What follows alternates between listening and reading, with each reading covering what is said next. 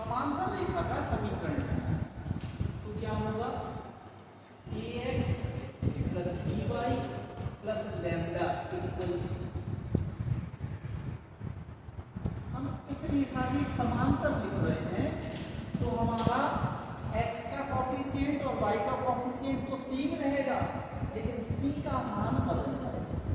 तो हमने c की जगह लैम्डा लिख दिया है, इसका मान किसी दी हुई कंडीशन से हम निकाल लेंगे। ठीक है, इसका जब मान आ जाएगा वापस रखेंगे, तो जो आंसर आएगा वो इस रेखा की दी हुई रेखा का समांतर रेखा का समीकरण है। अब इसी में और कंडीशन है, समांतर रेखाओं की प्रवणता के बीच क्या रिलेशन होते हैं, तो समांतर रेखाओं की प्रवणता,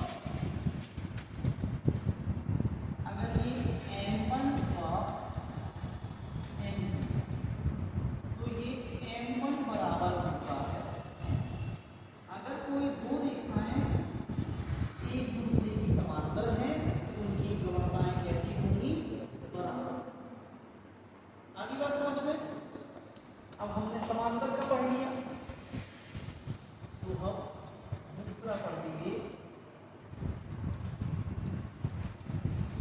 दी गई रेखा की लंब रेखा का कोई रेखा दी है। ठीक है, माना हमें कोई रेखा दी है, माना रेखा दी है, वो है ax plus by plus c बराबर g। ये हमें रेखा दी गई है, इसके लंब रेखा का समीकरण कि लंब रेखा का समीकरण क्या होगा, ये होगा आपका bx minus ay plus lambda बराबर। इसमें क्या होना है, कॉफिशिएंट बदल जाने, जो x का कॉफिशिएंट है, x का कॉफिशिएंट क्या है a, वो y के साथ आ जाना है, और जो y का कॉफिशिएंट है b, वो x के साथ चला जाना है, और बीच का चिन्ह बदल जाना है। साथ में c की जगह लैम्डा रखा हुआ है, तो इस लैम्डा का मान बदलेगा, यानी c का मान बदलेगा।